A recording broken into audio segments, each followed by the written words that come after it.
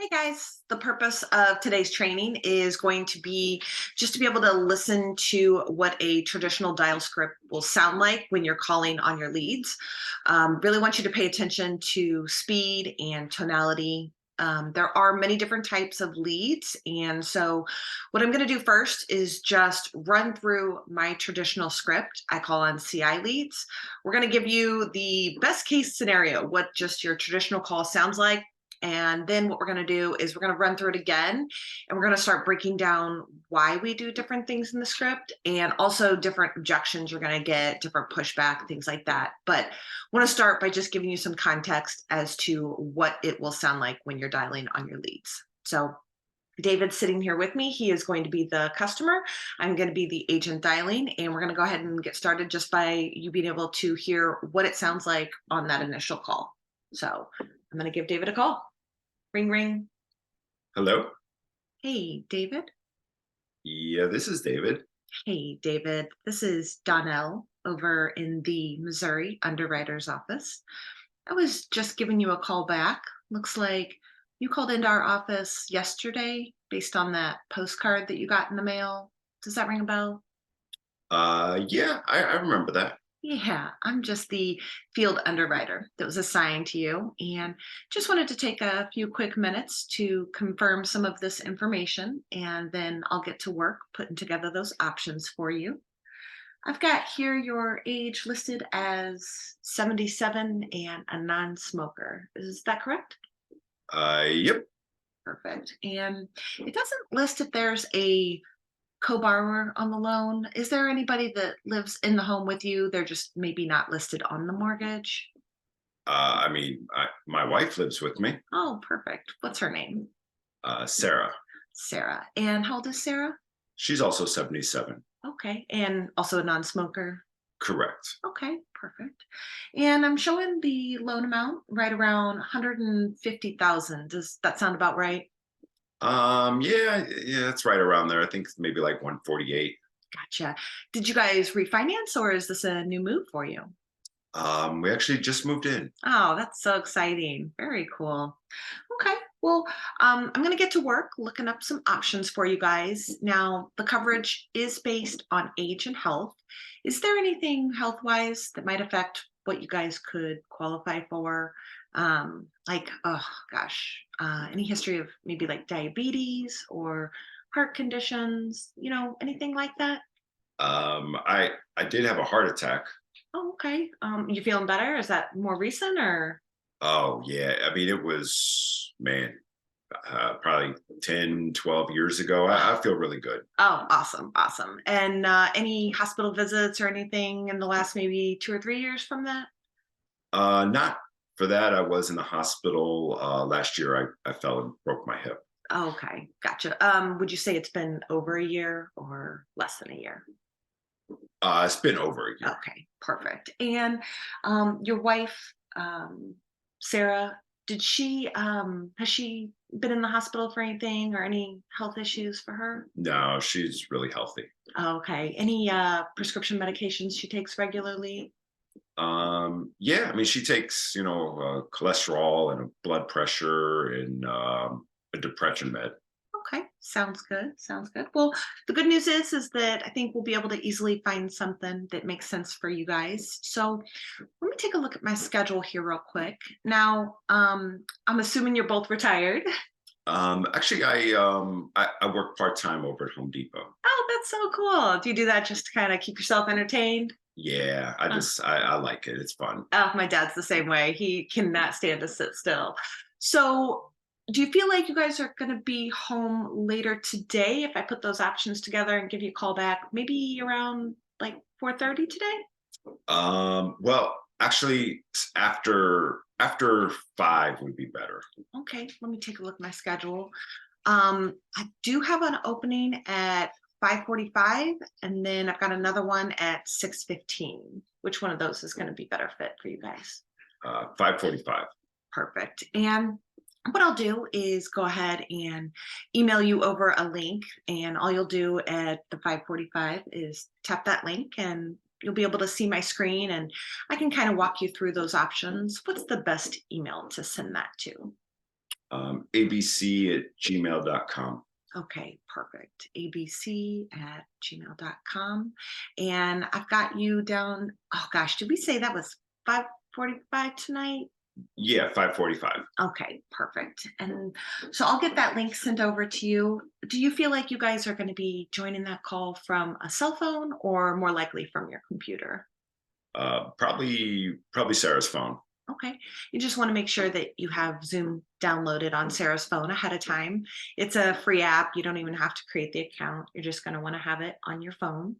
And I will go ahead and send that email with that link now to you. And, when we hang up with your permission, I'm also going to send you a quick text with a reminder of the call.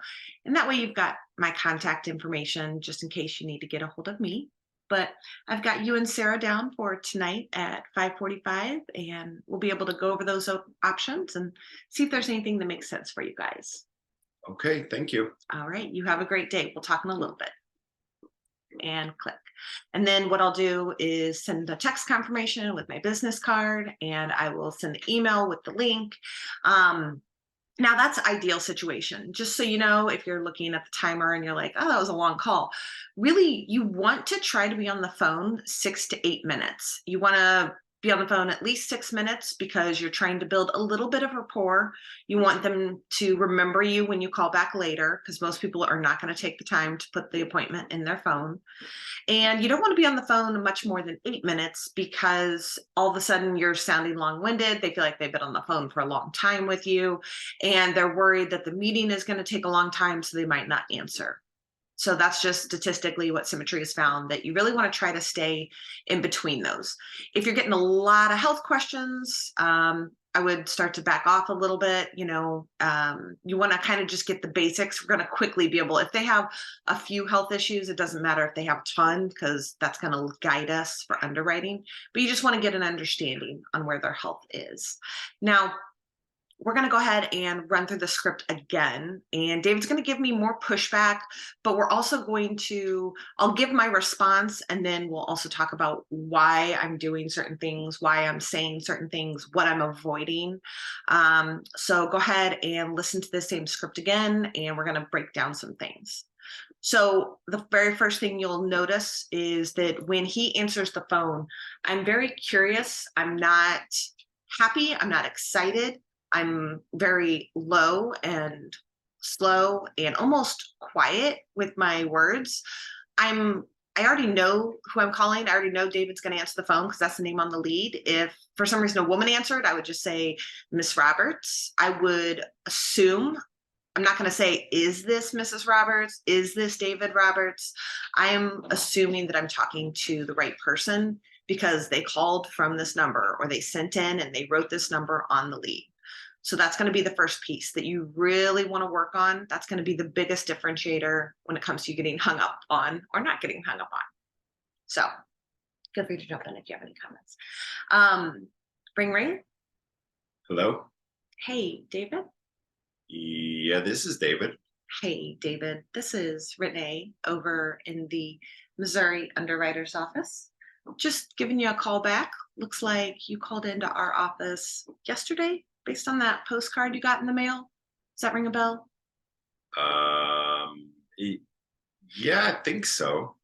Perfect. I'm the field underwriter that was assigned to you, and just wanted to confirm a few quick pieces of information, and then I can get to work looking up those options for you. Let's see. I've got your age here listed as 55 and a non-smoker. Is that correct? That's correct. But wait, what is this about? No worries. When you called into that number and went through that phone prompt system, it was talking about mortgage protection. And I'm the field underwriter that was assigned just to get you some information on that. So just wanted to go ahead and confirm. I've got, let's see, your age as 33 and a non-smoker.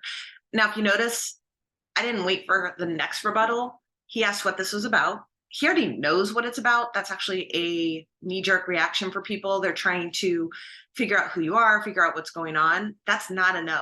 Just keep going. Also, just a quick note, when you are confirming their age, some leads have the age as 55. Others will say 11/14/72. The literal birthday is not necessary. Just knowing the current age itself is really all that's important for guiding, preparing for the appointment itself. And one thing I found when I was dialing on older leads, obviously my script is for the CI leads, is to say something along the lines of, okay, let's see here. I've got your age listed as 55. You still 55, or have you had a birthday since you filled this out? It's a great way to imply there might have been some time that's passed. We're just confirming the information.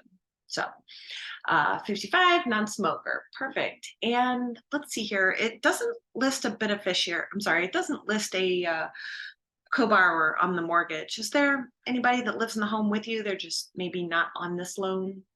I mean, my wife lives with me, Okay, great. And what's her name? Sarah. Sarah, perfect. And how old is Sarah? She's also 38. 38, perfect. And I'm assuming also a non-smoker. Correct. Okay, great. And let's see here. I've got the mortgage amount listed. Just a quick note. Definitely important to not assume somebody's spousal sexuality. I think it's really important to not say your husband or your wife. It's very important to just leave it generic as spouse. If they say, yeah, someone lives in the house with me. Oh, okay. Is that your spouse or is that somebody else? I never say, oh, is that your wife or anything like that. You'll get you get yourself in trouble a couple times. Additionally, sometimes it's their parents. Sometimes it's their, best friend from college. Like, it just makes it easier, and you just leave yourself a little bit more open to getting, oh yeah, my sister and then my cousin and my mom and my aunt all live with me. And the reason that you really want to ask that question is because if it is a husband and wife, you want to make sure that you know, because you're going to want to book the appointment when both of them are available. If it's let's say a 25-year-old and his mom also lives in the house, you're going to want to try to book the appointment when him and his mom are both available. Because if you don't, you're going to get what's called a one-legged appointment, and they'll show up, you'll run the entire appointment, and they'll go, great, I'm going to have to talk to my wife about this, and then I'll just let you know.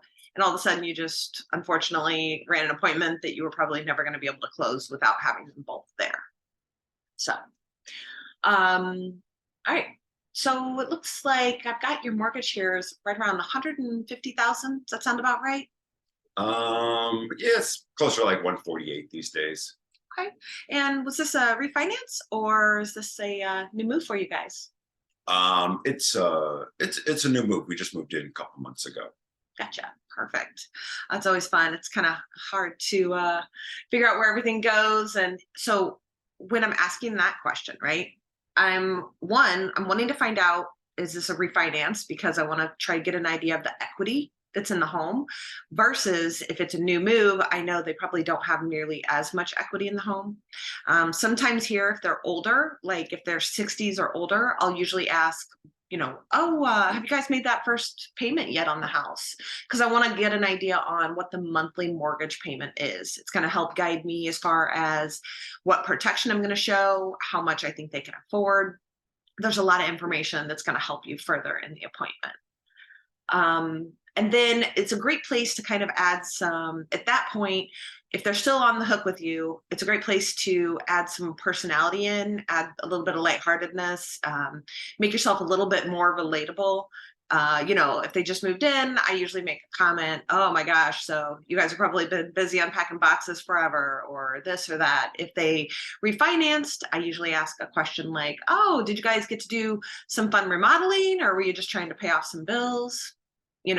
I'm just trying to get some context and make myself a little bit more personable so that hopefully they remember me when I'm calling back for the appointment.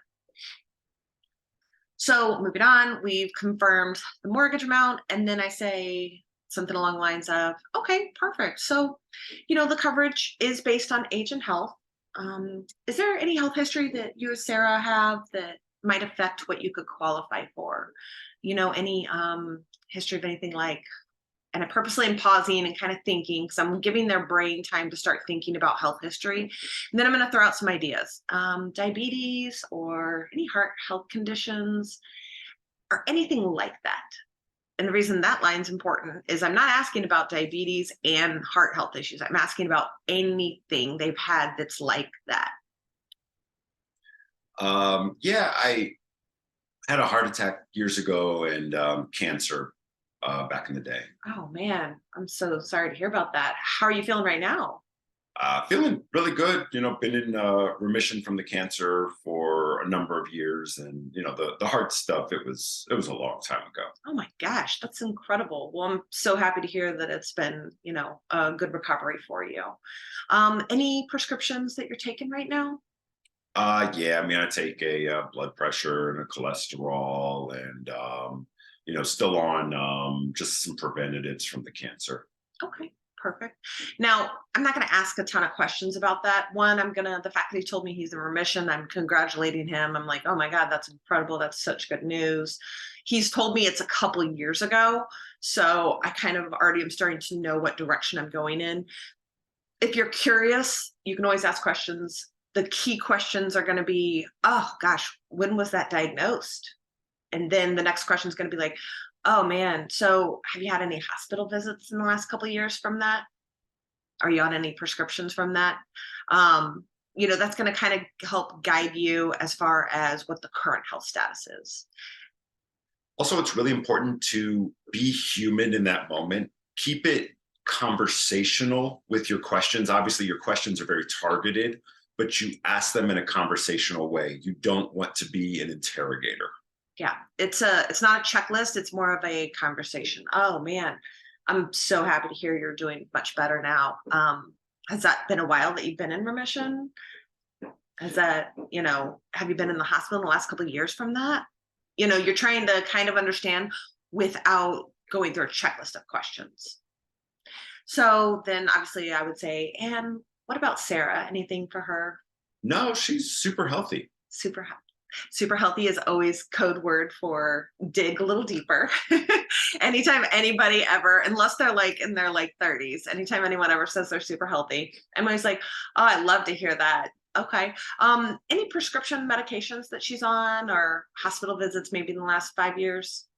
I mean, she takes a blood pressure med and cholesterol, and I mean, she was in the hospital because she broke her hip about 2, 3 years ago. But yeah, she's super healthy. Oh, perfect. I love that. Well, the good news is I think I'm going to be able to find you guys a lot of options. I say that to everybody. The good news is I think I'm going to be able to find you a lot of options. And the reason you want to say that is you're pointing out that even though we've just talked about some health history, it'll start making them concerned about what they maybe can or can't get. So you're just alleviating that fear. The good news is I think I'm going to be able to find you guys a lot of options. Let me go ahead and get to work looking at those for you. Now, let me look at my calendar here. Now, I'm assuming that you and Sarah are both retired. I mean, yeah, but I still work part-time over at Home Depot. Oh man, that's so fun. Are you doing that just to kind of keep yourself busy? Yeah, I can't be in the house all day. I get that for sure. Well, I've got a couple openings tonight. Are you guys going to be around in about a couple hours, right around maybe 4:30 or 5? Not well after 5 o'clock. Okay. And so then obviously you guys have heard that. Now here's the big pushback. David's going to give me a pushback of trying to push me off. Let's say it's Monday or Tuesday, and I say, oh, so I'm assuming you guys are both retired. Are you guys going to be around in maybe a couple hours if I get these options together and give you a call back? No, I mean today's no good for us. I think probably Saturday should be a better day. Okay. So let me just take a look at my schedule real quick. Are you guys traveling this week, or it sounds like you're pretty busy if today's Monday and you feel like Saturday's not gonna be the first time you're available? I mean, yeah, I don't know. Today's just no good. Gotcha. No worries. Well, actually, I'm got a few openings a little bit later this week, but it looks like Saturday probably wouldn't work. Let me take a look here. Are you working part-time where you're working a certain time each day, or is it you're home in most evenings? What's your schedule typically look like? I mean, I'm off on Tuesdays and Thursdays. Oh, okay. Okay. Are you guys going to be around tomorrow? Would it be in Tuesday? Do you feel like if we did something earlier in the day or later in the evening, it'd be better for you guys? Mornings are good for us. We're usually just drinking our coffee. I love that. I'm starting my day the exact same way. And I'm kind of dancing around saying I'm not going to let him push me off till Saturday. If you book more than about 24 hours out, they're going to end up no showing you. And so I'm trying to find a little bit better understanding of what his schedule looks like. He's saying Saturday just because it's easy, right? And he's wanting to push this out. I'm saying I don't want to push it out. I'm trying to understand when we can get something on the calendar earlier. So I'm asking some probing questions. If they're 60s and over, I always ask if they're retired. If they're younger, I always say, oh, I'm assuming you guys are both working full time. When are you guys usually off work together? Together is the key, because I don't want him to tell me, oh, I'm off every Tuesday. And then I find out we booked a Tuesday and his wife is not off every Tuesday. So you're just asking questions about schedule and things like that. And I've even sometimes said, oh man, I'd love to push you out that far, but they actually don't even give us access to our calendar. When do you feel like in the next 24 to 48 hours that would be a good time for the two of you? And just as a quick note, always defer to they, as if there's a higher power. They don't give me access to my calendar. They won't let me. It takes all of the onus off of yourself as being the quote unquote bad guy. You're just trying to follow guidelines in their eyes. And the best thing to remember through the whole process is the purpose of this phone call is just to book the appointment. If they give you pushback, that's okay. Unless they straight up say, no, I'm not going to do this, don't assume whatever they're saying is a no. Keep going with the intention that you're going to book the appointment. When you're booking the appointment, if you listen to on the first recording we did, how I confirmed the time, you want to try to confirm it at least 3 times. So we'll go ahead and show what that looks like. So David said, yeah, we should be around tonight by 5:15. So I said, okay, great. Sorry, we'll start that over. Okay, so I've got a 5:15 and a 6:30 tonight. Which one of those do you feel like is going to be better? The 6:30 should be good. Okay. You feel like you and Sarah will both be available tonight at 6:30? Yeah, we'll be done with dinner by then. Okay, perfect. What I'll do is go ahead and send you over an email, and that way you'll have the link in there. And so then I'm going to go through the process, get his email, and all right. So I've got that sent over to you. And I'm sorry, did we say that was 6 or 6:30 tonight? 6:30. 6:30. That's right. Thank you. I remember what time. I wrote it down. I'm seeing if he remembers. If he remembers the time, then I'm going to move forward. I'm going to be a lot more confident that he said the right time. If he's like, oh, I don't remember, it's telling me he's not really paying attention. So I'm going to try and do a little bit more lockdown with him to get some confirmation. So I'll say 6:30. That's right. Okay, perfect. And then I'm going to go ahead and send you over a quick text when we get off the phone. That way, if you need to get a hold of me for any reason, you've got my number. And I'll go ahead and include a confirmation for our meeting tonight at 6:30. And do you feel like you're going to be joining that call from a computer or a cell phone? Now, the reason I'm asking that question is it starts to make them visualize where they're going to be tonight. Are they going to be at their computer? Are they going to be on their cell phone? Are they going to be at their grandson's baseball game? And so they'll go, oh gosh, tonight at 6:30, I'm not even going to be home. And so that's the one piece you want to work on. The second one is if they're on their computer, they can just click on the link for the Zoom call and they don't have to have anything. If they're going to be joining from their cell phone, they need to have Zoom downloaded. If they need to charge their computer and plug it in because they, don't have it charged, or if they don't have their cell phone or whatever reason, you want to start getting them to visualize. So I say, are you going to be joining that from your computer or your cell phone tonight? Also, as a quick note, it's really important to wrap your head around the fact that everybody can access Zoom. It doesn't matter how old they are, how antiquated with technology they may be. If they tell you they don't even know what that is, keep in mind that everyone these days are meeting their doctors virtually. You can always reference, oh, have you ever done a FaceTime with your kids or anyone before? everyone knows what FaceTime is, it's a good way to give an example of exactly what this experience is like. And you'll also note that I don't ever tell the client we're meeting via Zoom until I've gotten to that last piece. I say, I'm going to go ahead and send you a link, and you'll be able to tap that and see my screen, and we'll be able to walk through those options together. Or I'll say, oh, yeah, it's going to be a video conference call. I'm not saying Zoom, you'll get less resistance. And then the only time I'm saying it is at the end when I'm confirming how they're joining, because if they are joining from their cell phone, they will need to have it downloaded, or a tablet, they'll need to have it downloaded. So then I say, okay, great. I'm going to go ahead and send you that. And I'll go ahead and see you guys tonight at 6:30. We'll talk soon. And if you notice, I'm saying the time when we booked it. I'm confirming the time with him. I'm making him say the time. When I'm sending the reminder, I'm going to say the time. And then when I hang up, I'm going to say the time. And the reason we're doing that is you're creating a higher likelihood that they're going to show. Now, I will say that even if you do the call perfectly, and even if you do the triple lockdown, and even if they, confirm when you send them a text an hour before the appointment, they will still no show you. And that's okay. It's part of the numbers. Put them back into your call log, call them again. People have lives. It's nothing personal. Don't make up a story about what it is. Just go ahead and call them again. So we're going to go through, I think, again, some different objections, things like that people give. And that way you can get a feel for what the objections are and how you can best handle those objections.